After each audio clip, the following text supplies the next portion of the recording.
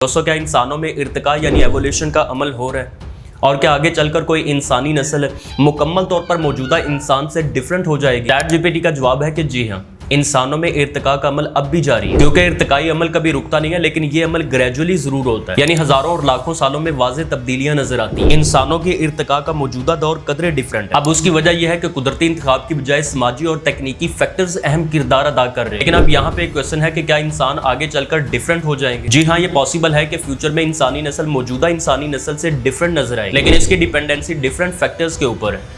आइए उन फैक्टर्स को डिस्कस करते हैं। इनमें सबसे पहले नंबर पर फैक्टर आता है एनवायरमेंटल चेंज, यानी अगर जमीन का माहौल बदलता है, मसलन टेम्परेचर, ऑक्सीजन लेवल या दीगर माहौलियाती दबाव, तो इंसानों को इन तब्दीलियों के मुताबिक खुद को ढालना होगा। यानी ज्यादा गर्मी में जिंदा रहने के लिए स्किन का कलर मजीद गहरा हो सकता है और कम ऑक्सीजन वाले माहौल में लंग्स का साइज बढ़ सकता है, जैसा कि पहाड़ी इलाकों के लोगों में देखा जाता है। और दूसरा इंपॉर्टेंट फैक्टर आता है जेनेटिक इंजीनियरिंग। आजकल आप देखें तो इंसान अपने जेनेटिक स्ट्रक्चर को चेंज करने की सलाहियत हासिल कर रहे हैं, यानी बीमारियों को खत्म करने के लिए जीन एडिटिंग जैसे तरीके इस्तेमाल हो रहे हैं। यानी ये भी पॉसिबल है कि फ्यूचर में इंसान अपनी ज़हनी और जिस्मानी सलाहियतों को बेहतर करने के लिए जेनेटिक चेंजेस करे, जिससे नई खुसूसियात और हत्ता के नई नस्लें पैदा हो। और तीसरा फैक्टर आता है इफेक्ट ऑफ टेक्नोलॉजी, यानी टेक्नोलॉजी का असर। इसमें आर्टिफिशियल इंटेलिजेंस, रोबोटिक्स और जिस्मानी अज़ा की तब्दीली जैसी टेक्नोलॉजी इंसानों की जिस्मानी और ज़हनी सलाहितों को बढ़ा रही है। यानी अब ये भी पॉसिबल है कि इंसान और मशीन का कंपैरिजन फ्यूचर में आम हो जाए, जिससे इंसान मौजूदा इंसान से काफी डिफरेंट नजर आए। और चौथे नंबर पर फैक्टर आता है स्पेस एक्सप्लोरेशन का, यानी अगर इंसान दूसरे सियारों पर जिंदगी गुजारने लगे तो डिफरेंट प्लैनेट्स के हालात जैसे कि ग्रेविटी, रेडिएशंस और माहौल के तहत इंसानों की जिस्मानी खुसूसियात बदल सकती है। फॉर एग्जांपल, मार्स पर कम ग्रेविटी होने की वजह से हड्डियां और